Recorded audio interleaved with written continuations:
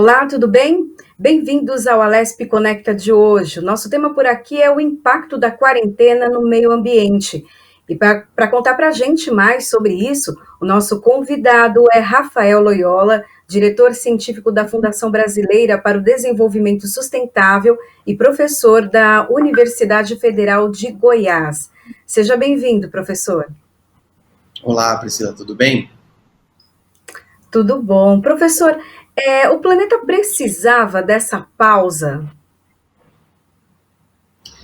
Eu acho assim, essa pergunta é curiosa. Eu acho que os cientistas do mundo inteiro, e faz tempo, estão alertando para um processo de desgaste do planeta como um todo, né? A gente tem visto que as espécies estão se extinguindo, que nós estamos perdendo biodiversidade, nossos ecossistemas estão sendo intensamente degradados, existe um nível de poluição muito grande. Então, é claro, em algum momento a gente precisa repensar um pouco o modelo que a gente tem de desenvolvimento econômico, se ele precisa ser tão predatório, tão baseado em recursos que não são sustentáveis, em combustíveis fósseis, e se a gente não pode mudar um pouco a nossa lógica e lançar mão de energias renováveis.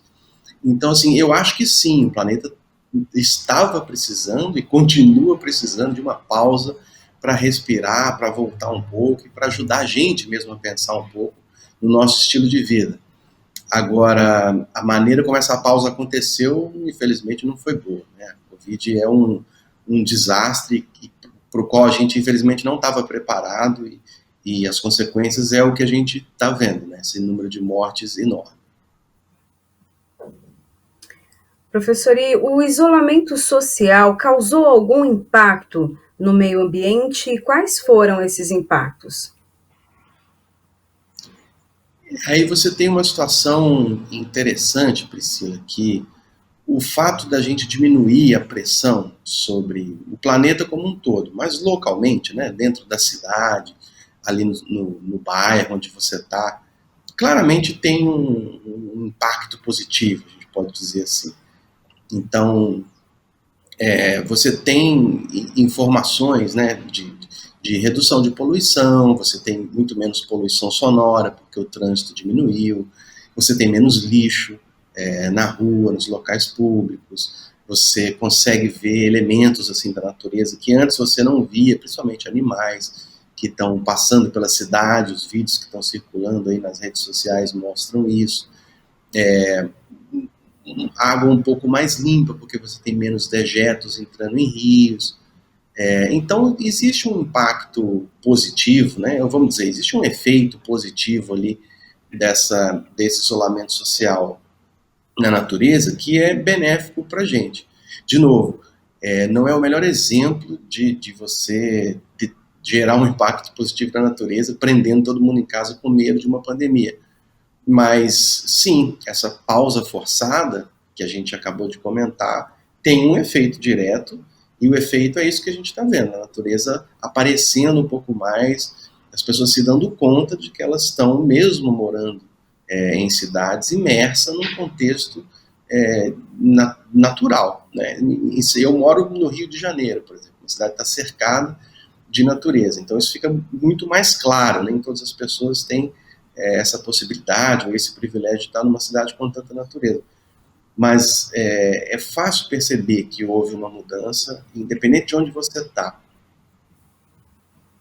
O senhor citou que alguns animais começaram a aparecer em locais que já não apareciam mais, ou até mesmo nas cidades. Eu queria que o senhor desse alguns exemplos para nós do comportamento animal que mudou também nesse período.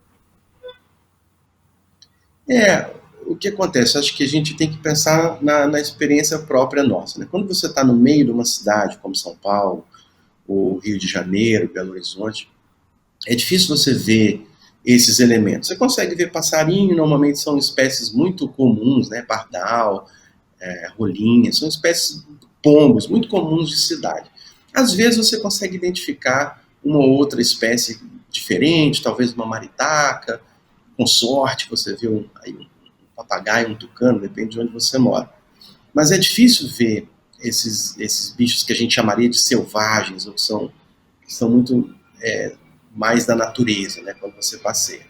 Mas se você sai da cidade e vai para o campo, para a zona rural, ou para uma casa de campo, uma casa na montanha, visita um lugar na praia, tira férias, aí você consegue ver esses elementos, né? Eles começam a aparecer e você se dá conta, você tem aquela sensação de que você saiu da cidade e está em contato com a natureza.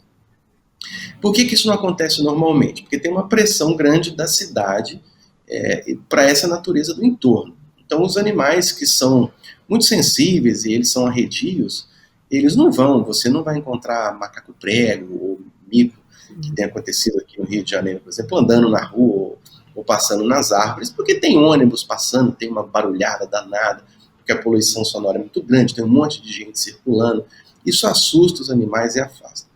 Na hora que você reduz o trânsito em 80%, 90%, onde você tem pessoas que estão dentro de casa, o Rio de Janeiro aqui chegou a momentos em que você tinha 86% de reclusão. Aí a cidade tem uma respiração diferente, você baixa o nível de atividade, e essa natureza começa a se arriscar um pouco mais. E aí é que você começa a ver alguns animais. E os relatos são um pouco anedóticos, né? Não tem nenhum estudo que está monitorando isso, mas eu recebo um monte de vídeos e coisas compartilhadas em redes sociais, e aí você tem.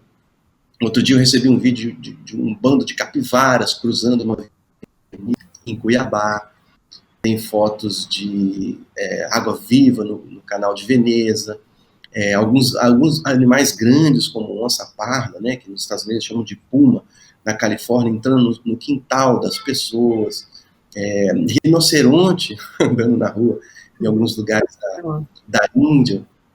Isso vai acontecer por esse fenômeno. Essa fauna está ali do lado da cidade, arredia a pulsação que a cidade tem normalmente, e na hora que a gente baixou o ritmo da cidade, eles começam a se arriscar um pouquinho e aparecer mais.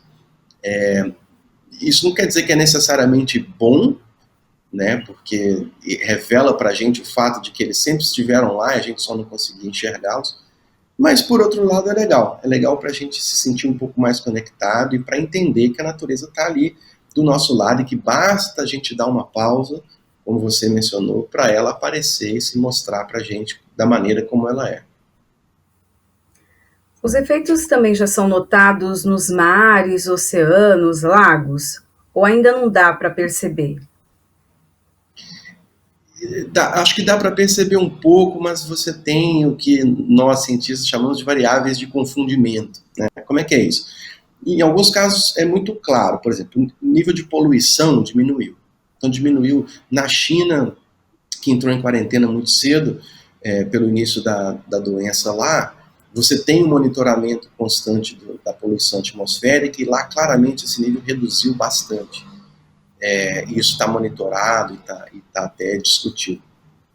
Em outros lugares, por exemplo, no caso de Veneza, você tem menos poluição, você tem muito menos trânsito de gente, de barco, de embarcações pequenas ou grandes que atraem um pouco essa fauna e podem melhorar a qualidade da água, basicamente porque você não está gerando ressurgência, que é quando você mexe muito a água e o que está no fundo sobe. Então isso não acontece, você tem uma sedimentação das coisas, a água fica um pouco mais limpa. Em alguns casos, como aqui aconteceu também no Rio de Janeiro, algumas praias que são poluídas e que normalmente são muito sujas, apareceram em alguns dias muito limpas, com águas cristalinas e tal. Mas aí é que entra essas variáveis de confundimento. Não necessariamente está acontecendo por causa da Covid. Eu acho que tem um efeito que atua em conjunto. Mas no caso, especialmente de água, você tem, né, de mares, você tem um efeito de marés, você tem um efeito da estação do ano, da corrente, você tem um efeito meteorológico de como é que o vento está soprando. Então nem sempre vai ter uma água limpa porque as pessoas não estão usando. Eu acho que isso acontece junto, o tempo é curto para a gente dizer que houve uma melhora significativa e principalmente uma melhora duradoura que vai se estender.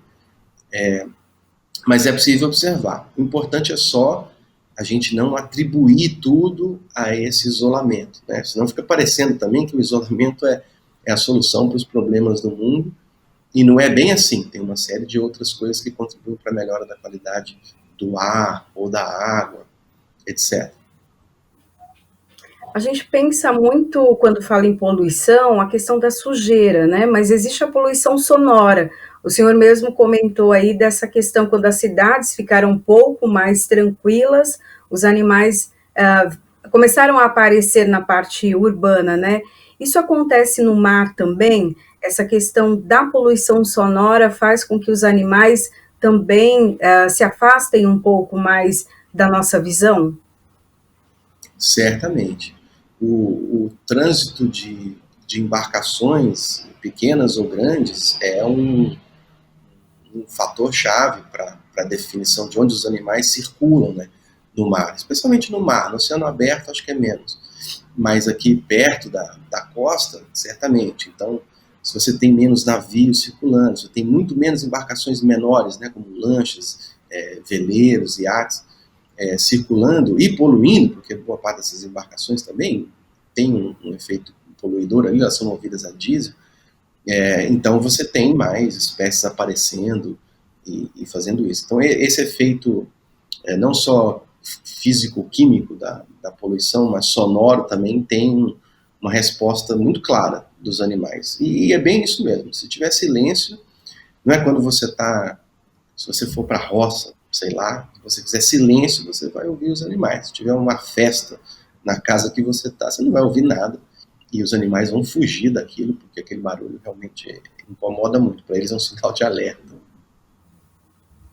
Essa questão da poluição sonora não é só, né, para a questão dos animais, eu acho que a gente conseguiu perceber um pouquinho melhor o impacto disso nesse momento, mas para o ser humano também, né, para o meio ambiente no geral, pensando em todos. Eu queria que o senhor falasse um pouco também dessa questão da poluição sonora e como resolver isso, ou pelo menos amenizar. Existem leis, né, que limitam, né, os decibéis, enfim, mas como melhorar essa situação que faz mal para todo mundo? Uma coisa importante da gente entender, Priscila, é que o meio ambiente está diretamente relacionado à nossa qualidade de vida, né? Então, qualquer tipo de poluição, seja ela sonora, visual, química, ela atrapalha. Não tem muito discussão. Você pode dizer, mas a gente precisa andar de carro. Precisa, mas atrapalha. Né? Isso é um ponto que não está em discussão. Eu acho que eu moro aqui no Rio de Janeiro, num bairro movimentado, e eu claramente percebi um aumento do silêncio, né? Se é que a gente pode dizer isso. Então, é muito melhor conviver num lugar, ou aqui em casa mesmo, eu estou isolado aqui há 3 meses mais ou menos, sem buzina, sem o tempo inteiro ouvindo os carros fazendo barulho, ônibus passando, caminhão. Isso acontece. Eu acho que as leis têm que ser seguidas, eu não acho que elas são muito seguidas, na verdade, até porque a fiscalização disso é muito complicada, e eu acho que boa parte dos brasileiros tem ali uma mãozinha pesada na buzina, e buzina demais. Quem sabe, com essa quarentena e vivenciando um pouco essa experiência de um trânsito menos barulhento, de uma situação menos barulhenta dentro da sua casa, do seu apartamento, a gente aprenda um pouco e queira fazer com que isso dure um pouco mais e tenha um pouco menos de barulho na cidade. E a poluição também não é só essa poluição sonora, tem uma poluição visual também, né, que melhorou muito. Outro dia apareceu na internet uma situação interessante de uma cidade, eu não me lembro qual, que não conseguia ver o Himalaia, e aí conseguiram ver porque a poluição diminuiu. Assim, é uma coisa fantástica, mas por outro lado, que coisa triste, né? Você morava num lugar, tinha vista para o Himalaia e você nunca viu, você não sabia disso. É muito triste, acho que é o momento da gente repensar mesmo um pouco o que a gente tem feito, o que a gente quer fazer daqui para frente. Aí o senhor falando na vista, né, a gente lembra que nos primeiros dias de isolamento, o céu ficou diferente, né? Ele ficou mais alaranjado, azulado, algumas pessoas ficaram com medo, né? E outras olharam como um efeito já do isolamento. Tem alguma ligação, né, esse efeito que nós vimos no céu, tem alguma ligação com o isolamento ou realmente é uma época do ano? Aí de novo é essa conversa sobre essas variáveis que confundem. Certamente o isolamento atua junto, né? Porque você tem uma redução da poluição. Mas agora, em especial, a gente entrou no inverno, é, né? Um período em que a gente costuma ver um fenômeno chamado inversão térmica, onde, por causa da diferença de temperatura na atmosfera, a gente tem uma camada ali de ar mais quente, que normalmente está poluído perto da cidade, que fica preso. Então você começa a ver, em São Paulo, é claríssimo isso, você vê uma faixa cinza no céu, porque aquela camada está presa. E isso vai acontecer sempre por causa da poluição e da estação do ano, né? Não é por causa da Covid que vai piorar ou melhorar. Agora, o fato é que, sim, como a gente conversou antes, você teve uma diminuição da poluição e alguns efeitos vão ser perceptíveis. Em cidades muito poluídas, esse efeito vai ser mais perceptível. Em cidades com poluição menor, você vai ver muito menos isso, né? Mas é difícil dizer, o céu está assim, está assado por causa da Covid. Acho que tem muita coisa que define a cor do céu na hora que a gente olha para ele. Uhum. Nesse período de trabalho home office, as pessoas produziram mais lixo. O que o senhor percebeu nesse sentido, né? As pessoas estão trabalhando e estão mais conscientes na questão da reciclagem? Houve essa percepção ou ainda não? Não sei, Priscila. Eu li recentemente uma matéria que dizia que a consciência sobre o desperdício tinha aumentado.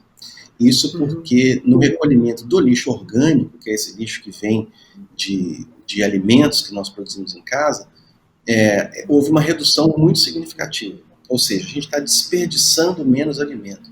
E isso já é uma notícia fantástica, né? Porque as pessoas estão dentro de casa, elas estão descobrindo maneiras de usar aquele alimento ou de aproveitar melhor os alimentos, porque elas não querem sair o tempo inteiro para comprar de novo, e porque elas estão cozinhando muito mais em casa do que elas faziam. Então, isso remete a uma coisa muito básica que vários chefes de cozinha, inclusive, dizem, que é a gente perdeu muito a relação com o alimento que a gente tem. A gente não sabe como ele é produzido, a gente não sabe quem faz, a gente não sabe muito de onde vem, a gente vai no supermercado, pega na gôndola e leva para casa. E isso gera essa cultura do desperdício. Você não sabe o trabalho que deu para fazer aquilo e nem se envolve tanto a ponto de usar aquele alimento completamente. Então, agora na quarentena, eu acho que essa consciência aumentou bastante, seja porque as pessoas estão tendo que cozinhar forçosamente, seja porque elas não querem desperdiçar, né? E aí isso gerou uma redução do lixo orgânico, que é muito bom. Por outro lado, por uma questão também compreensível da quarentena e do conforto que as pessoas querem ter, nós aumentamos muito o lixo reciclado, né? Então a coleta desse lixo aumentou aqui no Rio de Janeiro, chegou a aumentar 25% a mais de lixo reciclado sendo destinado. Isso vem muito de embalagens, porque agora as pessoas compraram muitos alimentos que não são perecíveis, né? Que vêm embalados em plástico, estão comprando mais pão de forma, por exemplo, em vez de comprar um pãozinho da padaria, que vem no saco de papel. Então, esses recicláveis aumentaram bastante, porque as pessoas estão usando mais esses elementos, inclusive descartáveis, dentro de casa. E é curioso também, eu acho que você tem uma história um pouco contada com o lixo ali, né? Também li uma reportagem recentemente muito interessante que mostrava que dependendo do bairro onde você está, o seu lixo tem uma característica ou tem outra. Então, em bairros de classe média alta, por exemplo, você tinha muita embalagem de comida que foi pedida em casa, né? As pessoas estão pedindo sempre para almoço, para janta, e muito dessas embalagens param no lixo. Em outros bairros, com situações diferentes, você tem um aumento do consumo de fitoterápicos e chás.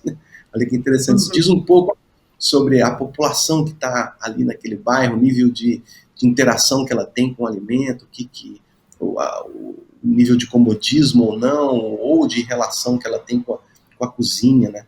Então eu diria assim, o lixo orgânico diminuiu, esse é um ponto positivo, o reciclado aumentou, porque as pessoas estão comprando mais coisas embaladas, e o lixo doméstico aumentou em grande quantidade as embalagens e aumentou muito é o número de garrafas, porque as pessoas também estão sentindo falta de beber um pouco dentro de casa, então o número de garrafas de vinho, de whisky, de vodka aumentou consideravelmente aqui no Rio de Janeiro. Agora, de maneira geral, o lixo nas ruas, por exemplo, diminuiu. E aí diminuiu muito o lixo nos parques, nas praças, na praia, na rua. Isso teve uma redução considerável. Em alguns casos, foi 10 vezes menos lixo recolhido no mês do que era recolhido naturalmente. E isso, com certeza, é uma boa notícia.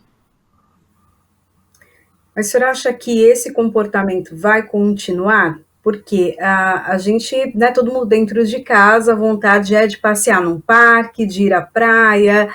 E o senhor acha que quando as pessoas voltarem a essas atividades, a ocuparem esses espaços, vão ter uma consciência e um olhar diferenciado? Priscila, essa é sinceramente a minha esperança, né? Eu espero que as pessoas usem um pouco desse momento para refletir um pouco, não só sobre tudo que está acontecendo e a fragilidade da nossa vida diante de coisas tão pequenas, né? O vírus é um organismo microscópico e está todo mundo com medo de pegar isso, tanta gente morreu. Então, acho que é o momento da gente repensar um pouco o lugar que a gente tem no planeta, que nós somos muito mais frágeis do que nós acreditamos que somos, né? A gente acha que é muito forte, que domina, que sabe tudo, somos a espécie mais avançada aqui no planeta, e às vezes precisa de um vírus desse dizer, olha, não é bem assim, vocês têm que repensar um pouquinho a relação que vocês têm. Eu acho que essa consciência maior também devia passar para as coisas pequenas, domésticas, né, de como usar melhor o seu lixo, como usar melhor o alimento, eventualmente ter uma composteira em casa, né? Eu tenho aqui, a gente coloca o nosso lixo orgânico na composteira e gera terra para o jardim.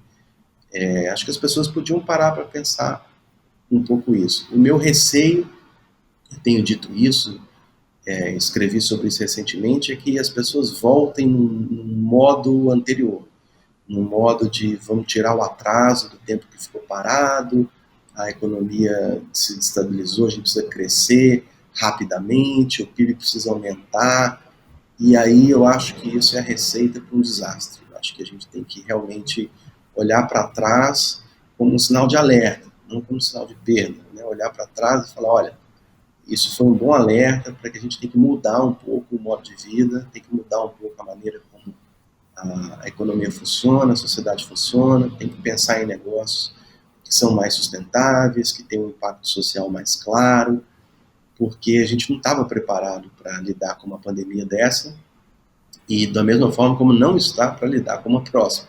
Então, se a gente não começar a pensar agora nas coisas pequenas, como o lixo da sua casa, até as coisas grandes, de como é que nós vamos desenvolver uma economia um pouco mais verde, a gente, mais cedo ou mais tarde, vai se deparar com um problema similar e aí vai ser, de novo, uma choradeira, porque ninguém pensou nisso antes.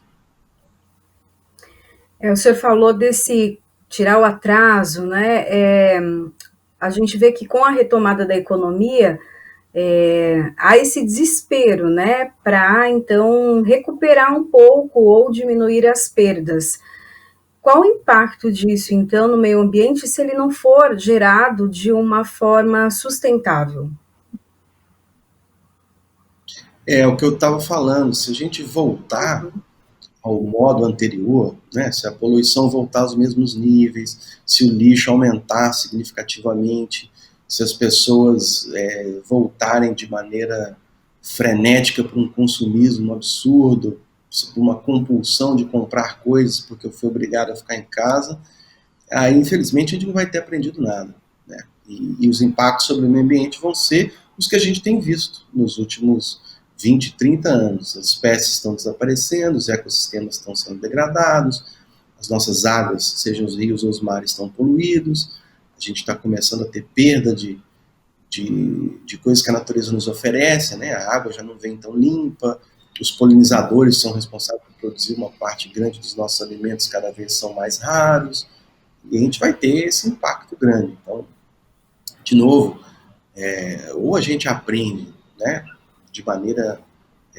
forçada com o que está acontecendo, especialmente com esse pico que a gente viveu nos últimos meses, ou a gente volta para um mundo que as pessoas voltam para o mundo normal, que para mim era o mundo anormal. Né? Aquilo não é normal. Você tem um padrão de consumismo desse tipo, gerar uma poluição desse tanto, se distanciar tanto da natureza, não é o normal. Durante todos os milênios de anos, a gente conviveu com a natureza de uma maneira muito diferente do que a gente tem convivido nos últimos 400 anos, especialmente nos últimos 200 anos, depois ali da Revolução Industrial. Então, não acho que é isso que é o normal. O normal que era antes. É claro que eu não estou falando aqui que a gente vai voltar para a Idade da Pedra. Né? Todo mundo está consciente das maravilhas que a gente foi capaz de fazer e que a tecnologia faz por nós. Mas, por outro lado, está na hora da gente pensar em usar essa tecnologia, usar essa inteligência, essa capacidade que o ser humano tem de se reinventar, para reinventar uma coisa boa, né? Para olhar para trás e falar, não está dando certo, não está dando certo, não foi bom. Isso gerou crises enormes, como essa da pandemia, que tem uma origem ambiental muito forte, e a gente tem que dar um passo para frente, né? Não é um passo para trás, é um passo para frente. É pensar de uma maneira mais inteligente, usar a tecnologia a nosso favor e pensar em negócios que são sustentáveis, porque é esse que é o futuro. O futuro não é olhar para trás e usar carvão e petróleo. Então não dá para a gente focar num futuro baseado em carvão, petróleo, como era antes, né? A gente tem que ter um futuro novo, não olhar para trás, olhar para frente.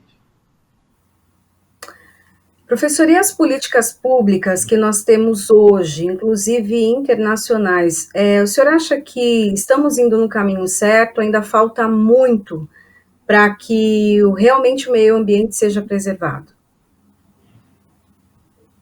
Nós temos, Priscila, uma série de acordos, que o Brasil, inclusive, faz parte deles, que vão no caminho que é muito certo. Né? Um desses acordos muito conhecidos, eu acho que a maioria das pessoas sabe o que é o Acordo de Paris, um acordo que prevê uma redução da emissão de gás de efeito estufa para que a gente possa combater mudança climática. Parte desse acordo está muito focado em restaurar os ecossistemas que estão degradados. Então, reflorestar nossas florestas, ajudar a gente a ter um pouco mais de cobertura vegetal, que a gente perdeu muito. Isso é fundamental, o Brasil faz parte disso.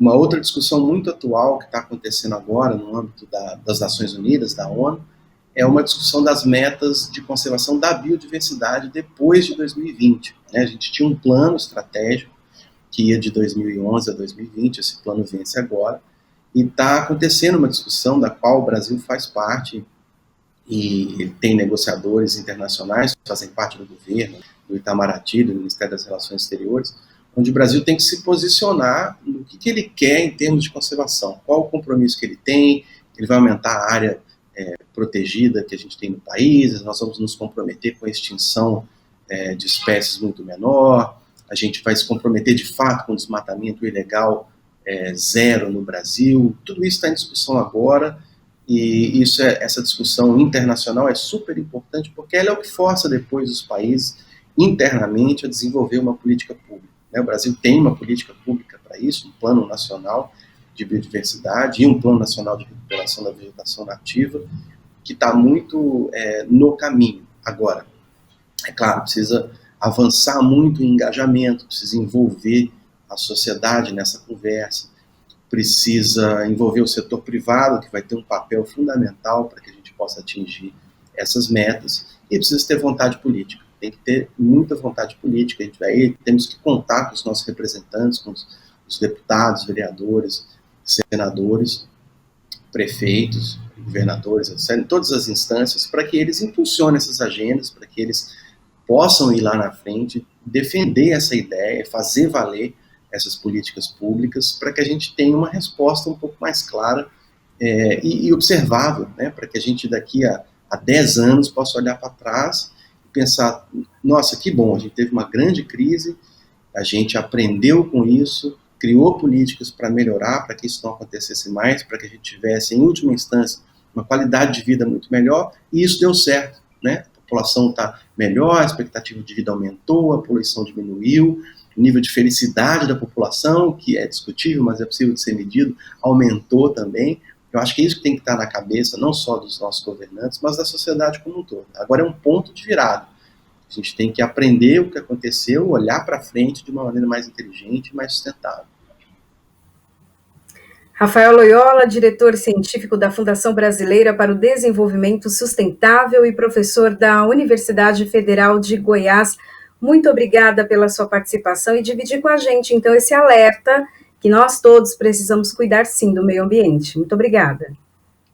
Obrigado, Priscila. Eu que agradeço a oportunidade. Esse foi o Alesp Conecta de hoje. Para rever os nossos programas, é só acessar o YouTube da Rede Alesp. Até o próximo programa. Tchau, tchau.